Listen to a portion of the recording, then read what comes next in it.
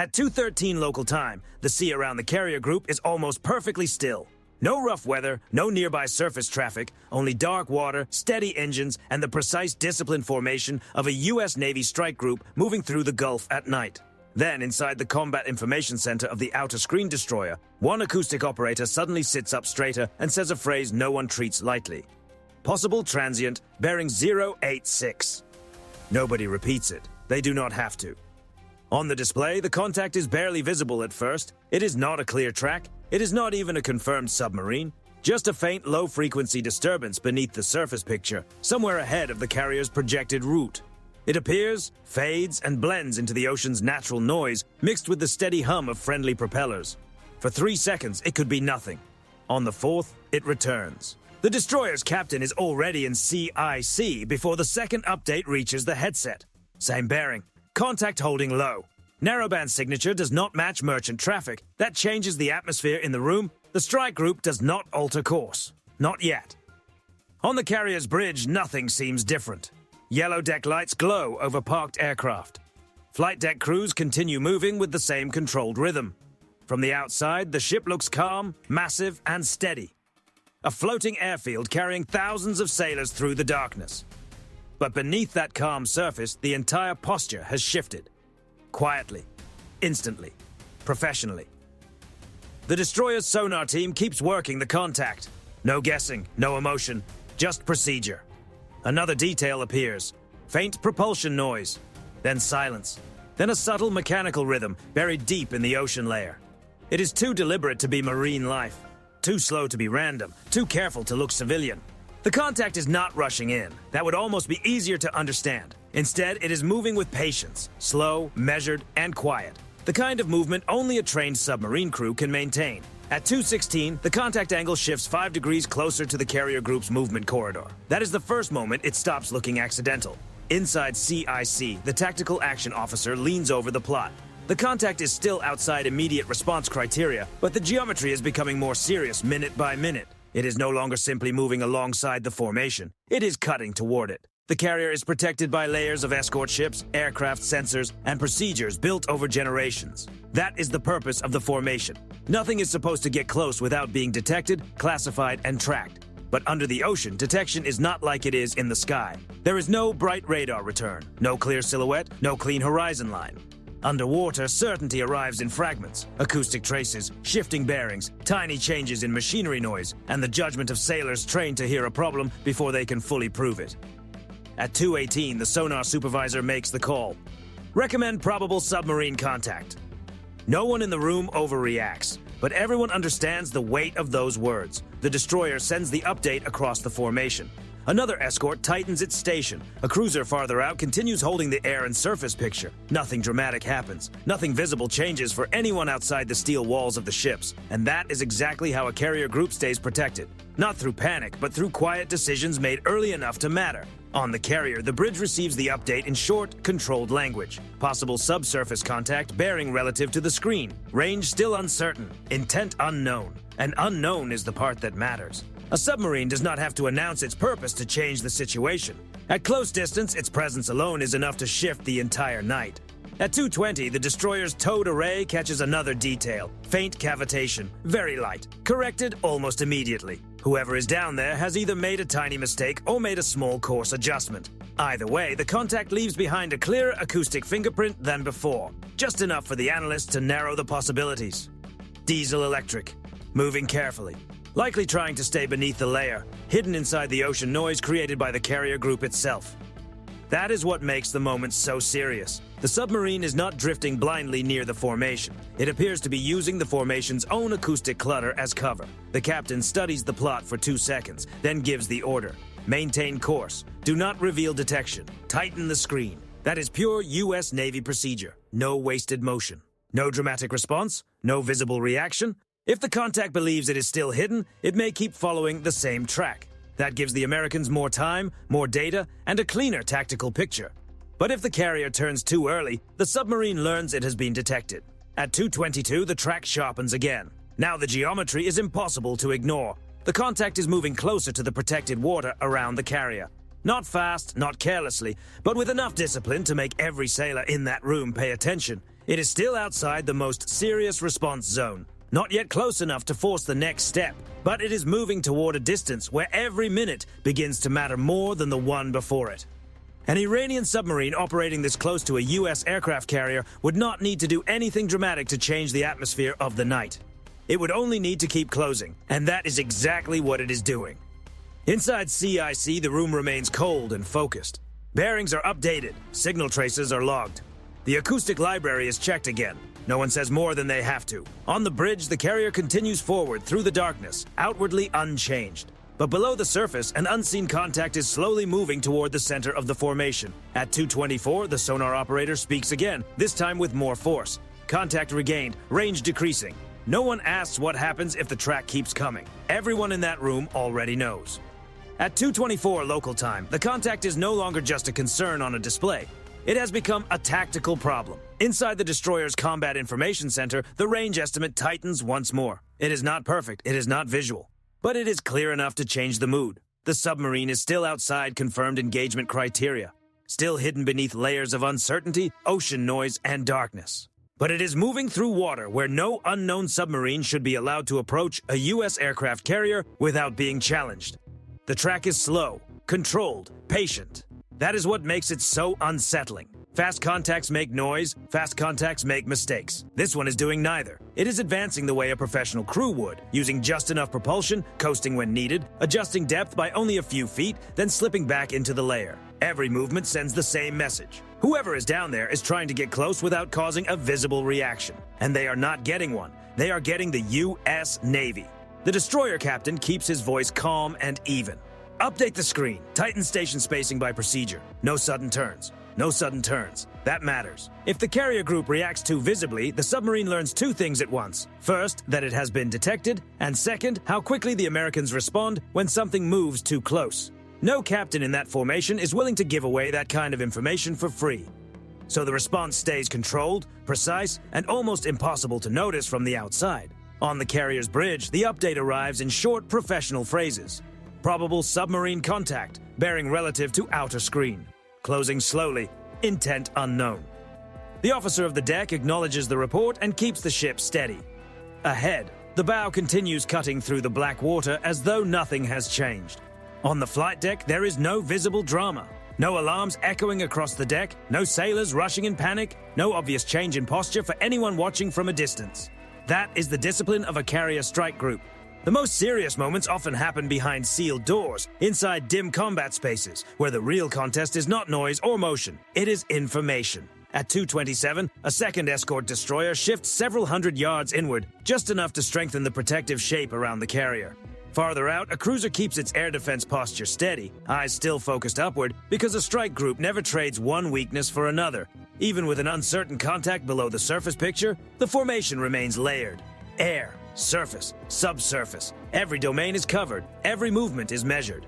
Back in CIC, the sonar team continues building the picture. A faint turn, a transient, a slight change in shaft rate, then another brief mechanical rhythm, low and compressed, the kind that does not belong to commercial traffic and does not match a fishing vessel. One acoustic analyst compares the sound against stored profiles. Another listens in silence, eyes locked on the display, pencil hovering over the log sheet. Then the supervisor gives the next recommendation. Contact behavior consistent with diesel-electric submarine operating ultra-quiet. No one says Iranian yet. Not because they are afraid to say it, but because professionals do not move ahead of the data. At 2:29, the geometry worsens again. The contact is no longer simply near the strike group's route. It is beginning to edge toward the inner corridor, the protected water that matters most, the space where any unknown submarine is supposed to be detected long before it ever gets close. That is the point where caution turns into action. The air boss is notified. An MH-60R Seahawk is placed on immediate standby for launch. Below deck, aviation crews move with deliberate speed around sonobuoys and lightweight anti-submarine equipment. No wasted motion, no shouting. They have practiced this too many times to need drama. The helicopter is not launched yet. Not because the situation is minor, but because timing matters. Launch too early and the submarine may change behavior before the Americans have the cleanest possible picture. Launch at the right moment, and the contact may find itself surrounded before it fully understands what has changed. At 2:31, the first real decision of the night happens below the surface picture, not above it. The screening destroyer adjusts speed by only a fraction.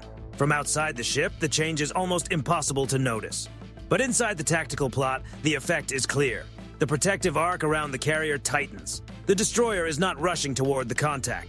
It is shaping the water around it, narrowing the available lanes, reducing the submarine's options without making it obvious that the formation is closing the space. That is when the submarine makes its first meaningful mistake. It changes bearing again. Only slightly, maybe just a few degrees. Maybe an attempt to stay hidden inside the strike group's own acoustic shadow. But by changing course, it confirms something important. It is not drifting with the current. It is not simply passing through on an unrelated route. It is not just a faint, uncertain signal in the noise. It is reacting to the formation. And at this distance, reaction means awareness. Awareness is enough to turn suspicion into near certainty. Inside CIC, the tactical action officer studies the updated track and finally says everyone in the room is already thinking. This contact is trying to work in closer. No one answers. No one has to.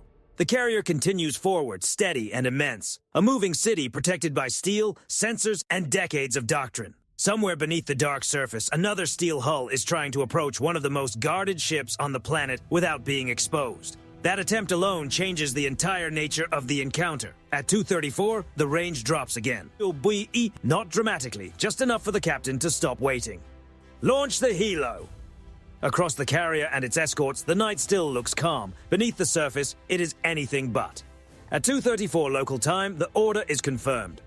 Launch the helicopter. On the flight deck of the screening destroyer, the MH-60R Seahawk is already spinning up by the time the final acknowledgement comes back over the net. Rotor wash sweeps across the deck. Tie-down crews clear away. The helicopter rises into the darkness, nose low, then slips off the starboard side. It carries exactly what the strike group needs now: speed, sensors, and the ability to shape the water ahead of the contact. Inside the Combat Information Center, the plot tightens second by second. The submarine is still not running. That matters. A nervous crew might dive deeper, turn sharply, or push away from the formation's path. This one does none of that. It is still moving with discipline, still trying to blend into the ocean instead of becoming a clear contact inside it. That patience makes it more serious. But it also gives the Americans time to build a cleaner picture. The Seahawk checks in, receives the latest bearing and projected movement corridor, then moves ahead of the carrier group. Its mission is not dramatic, it is methodical. Find the right water, drop the first pattern, force the contact to make a choice. That is how undersea tracking works. You do not simply chase where the submarine was, you shape the places it will need to move through next. At 2:37, the first sonobuoy hits the water, then a second, then a third. Each one is placed deliberately across the submarine's likely route. Passive first. Listen before you announce yourself. The buoy pattern begins to take shape in the dark water ahead of the carrier's path, forming a thin acoustic fence across the route. Each buoy becomes another ear in the sea, collecting fragments of sound and sending them back to the helicopter, then into the strike group's tactical network. Back in CIC, the destroyer's sonar team works those new feeds alongside the ship's own towed array. Bearings are compared, noise lines are layered over one another. The contact is still faint, but now it is faint from more than one direction, and that changes everything. Underwater uncertainty starts to break down the moment several sensors begin hearing the same contact from different positions. At 2:39, the contact changes depth.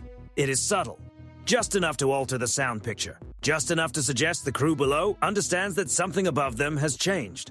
Maybe they picked up the rotor wash through the ocean layer, maybe they heard the splash of the first buoys, maybe they are responding to pressure they cannot fully confirm yet. Whatever the reason, the movement gives the Americans another clue. The sonar supervisor speaks calmly. Contact maneuvering, new depth estimate, shallower.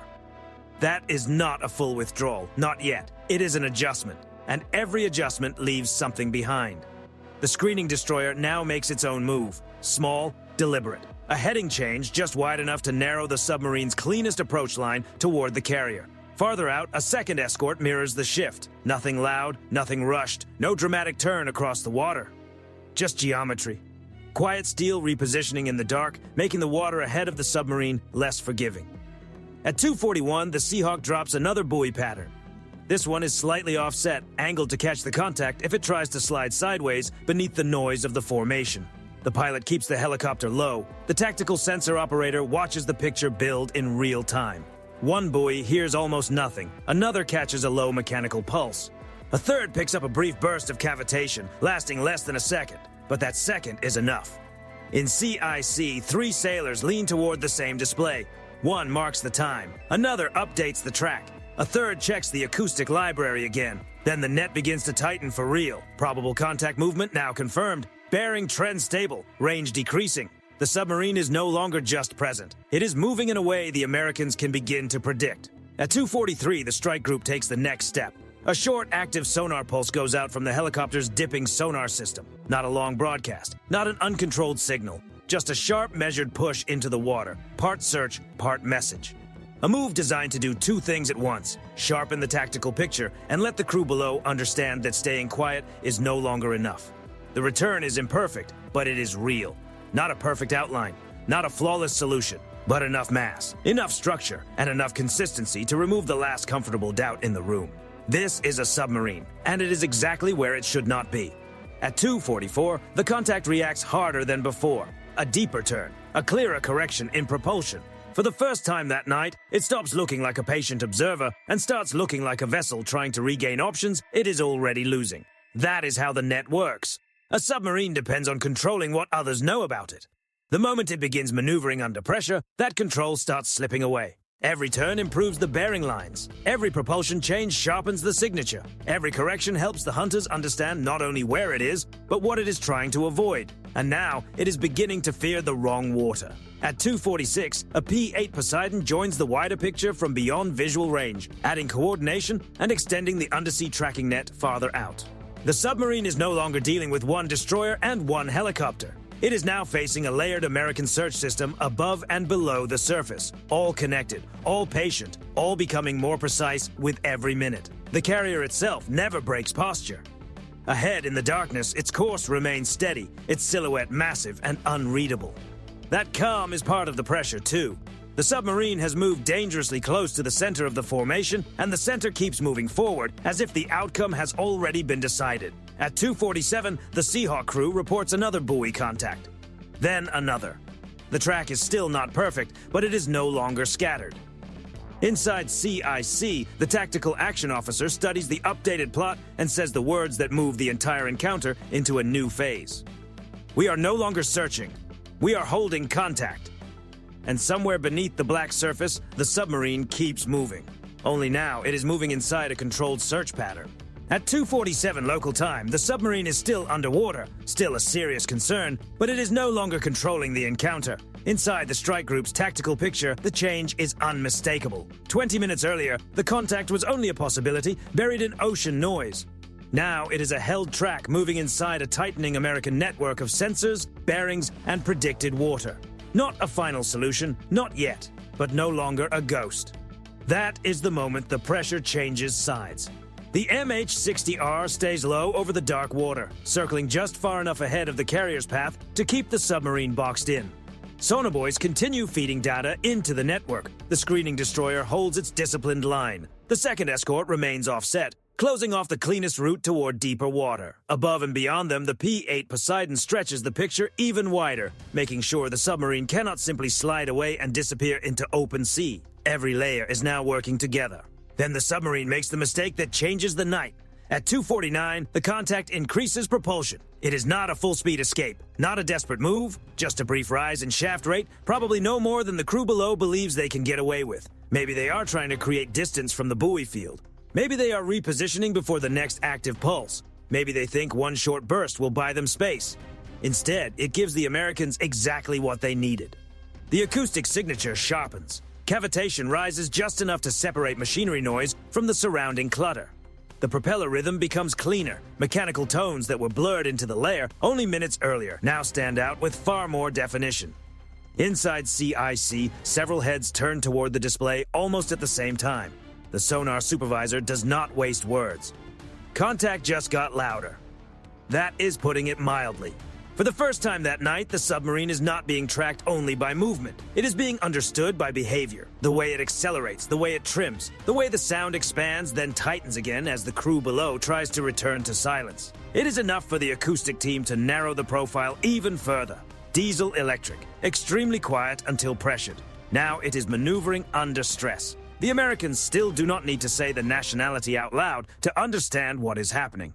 A submarine operating this close to a U.S. aircraft carrier, in these conditions and in this water, is no longer just an abstract contact on a tactical display. It is a direct challenge to the center of the formation. At 2:51, the Seahawk lowers its sonar again. The Pulse moves down into the black water and returns with more confidence than before. Still not a perfect picture.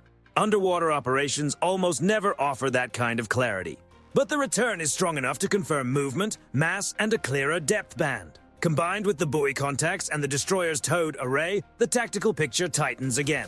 The helicopter crew sends the update. Contact maneuvering to evade, estimated track change 15 degrees, depth holding, signature consistent. Consistent. That word matters. It means the submarine can no longer hide behind uncertainty. The strike group is no longer chasing scattered clues. It is following a coherent contact, one that is now reacting to pressure from several directions at once. The screening destroyer makes another subtle course adjustment. So does the second escort. To anyone standing topside, the ships still look calm, steady, almost indifferent. But on the tactical plot, the effect is precise. The submarine's easiest path toward the carrier is closed. Its easiest path away is narrowing. The clean water it wants is no longer open. Every maneuver now pushes it toward more sensors, more bearings, and more certainty. At 2:53, the pressure becomes intentional. The helicopter sends another short active pulse. This one is not only about improving the track, it is a message. We know where you are. The return reaches CIC seconds later. Then the acoustic operator hears the response before he says it. A sharper turn, more propulsion, a sudden attempt to change the geometry and slip out of the box. Too late. That becomes the submarine's second and most costly mistake. Quiet boats survive by avoiding urgency.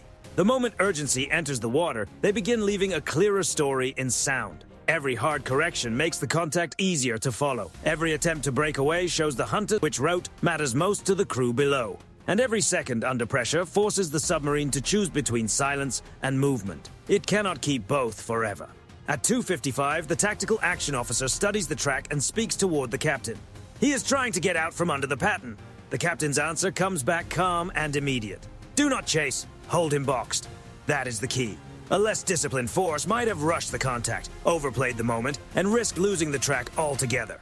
The U.S. Navy does not need to lunge. It already controls the geometry. The destroyers hold position. The helicopter keeps the pressure exact. The Poseidon continues feeding the wider picture. The carrier remains steady at the center, not turning away, not reacting visibly, not giving up a single yard of water.